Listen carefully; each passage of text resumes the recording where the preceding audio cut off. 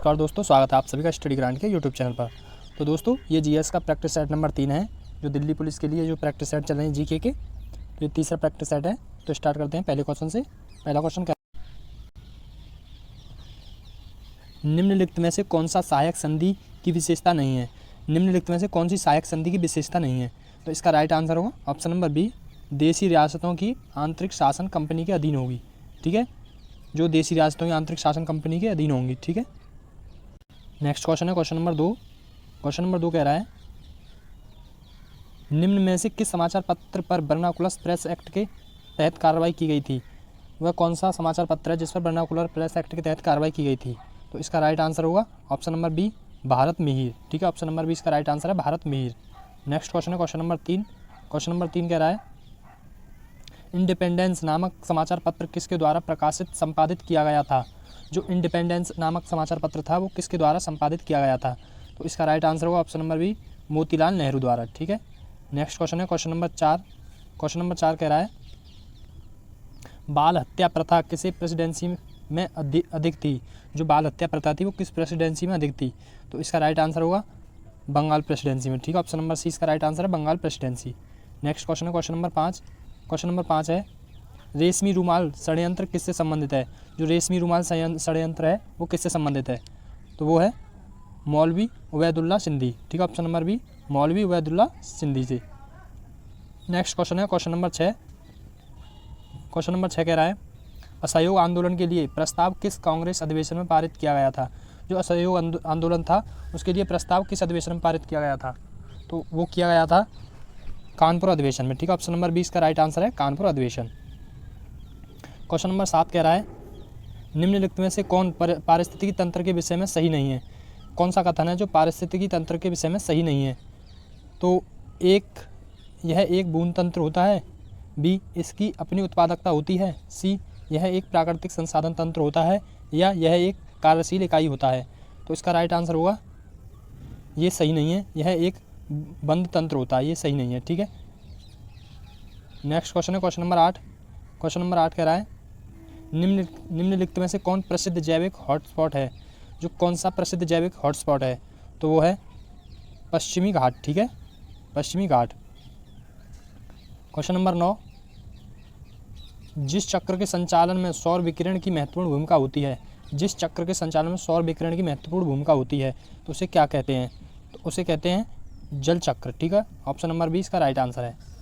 Next question है question number 10, Gautam Buddha ने संघ में भिक्षुणी स्त्री के प्रवेश की अनुमति कहाँ दी? जो गौतम बुद्ध ने संघ में जो स्त्री मतलब धर्म में आ सकती हैं अनुमति दी थी, वो कहाँ दी थी? तो वो दी थी वैशाली में। ठीक है, ऑप्शन नंबर ए, वैशाली में।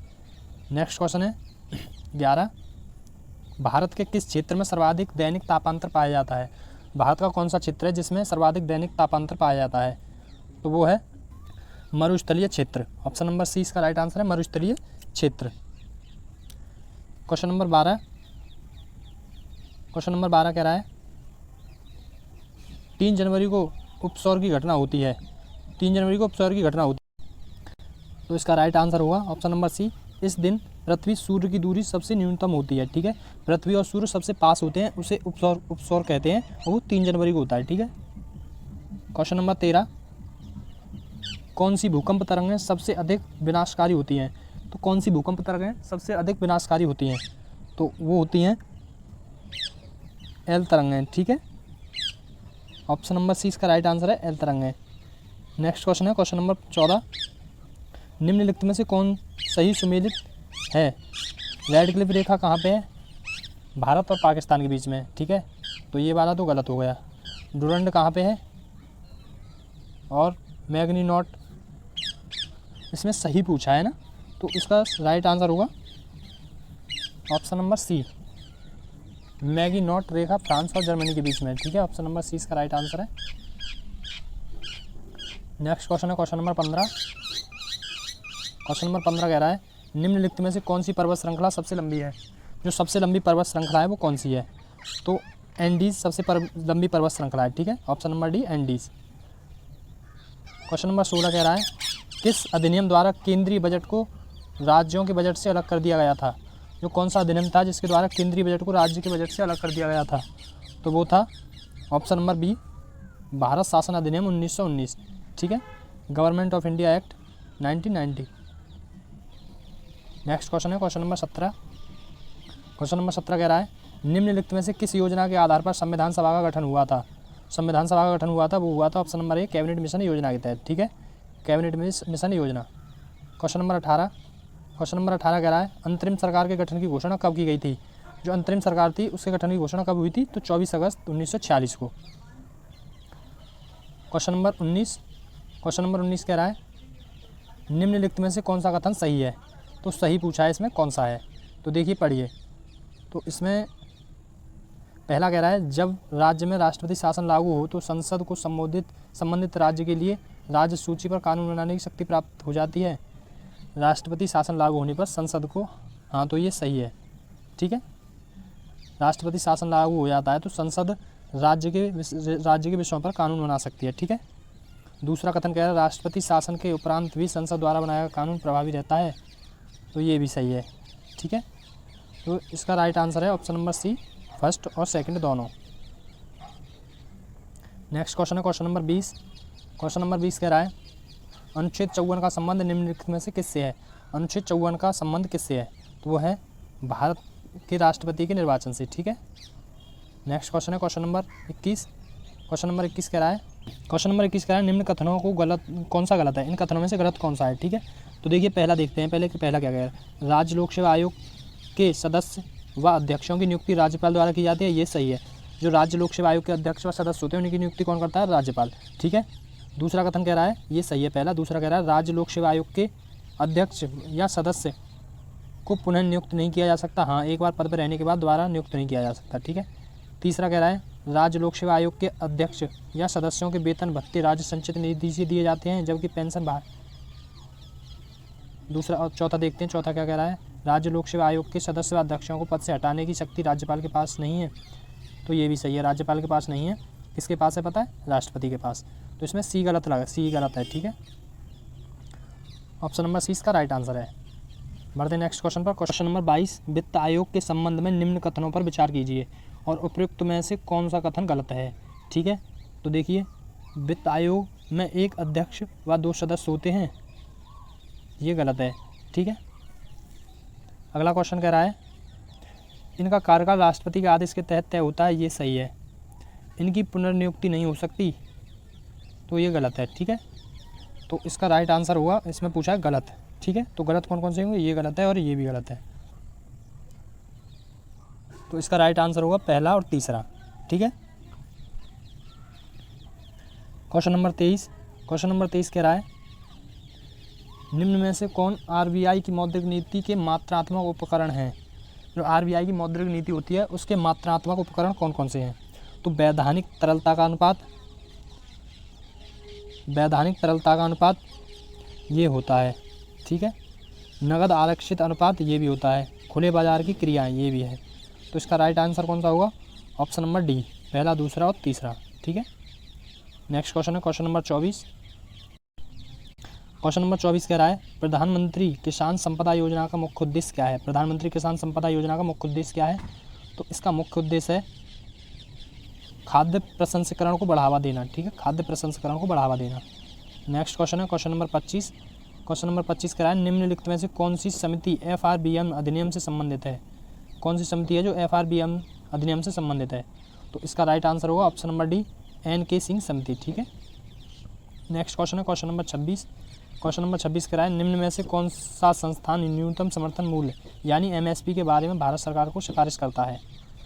जो MSP के बारे में भारत सरकार से सिफारिश करता है वो कौन सा संस्थान है, तो इसका राइट आंसर होगा ऑप्शन नंबर सी, कृषि लागत एवं मूल्य आयोग। ठीक है, कृषि लागत एवं मूल्य आयोग। नेक्स्ट क्वेश्चन है क्वेश्चन नंबर 27। सीता अध्यक्ष का संबंध किससे था।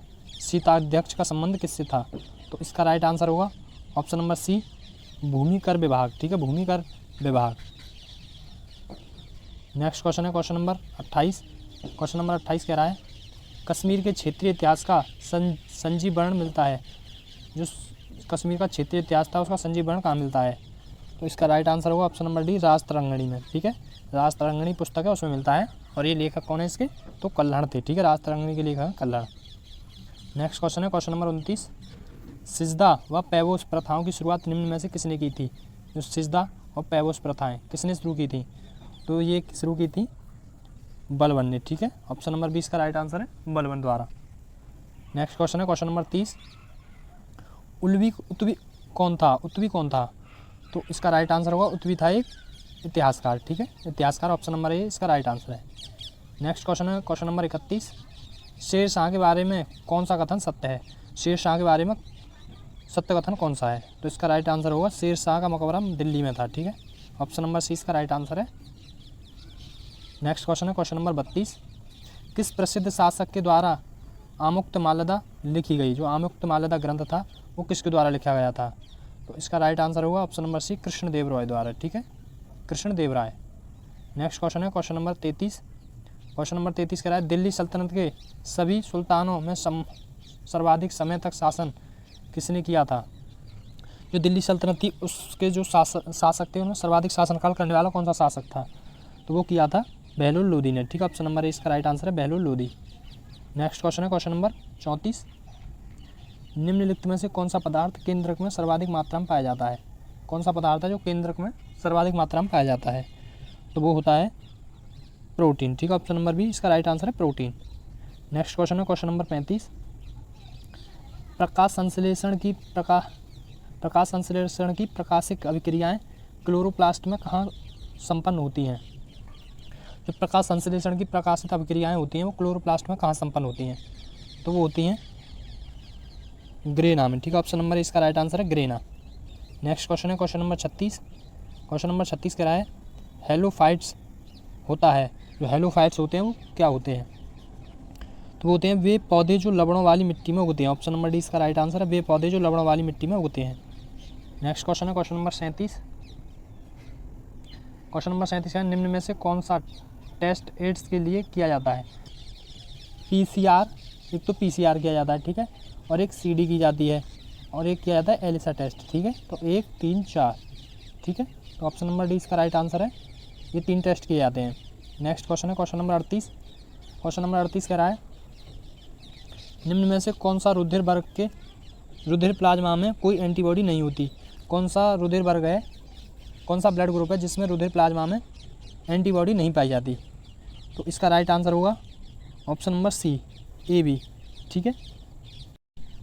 नेक्स्ट क्वेश्चन है question number 39, triple vaccine DPT में कौन सा एक नहीं है?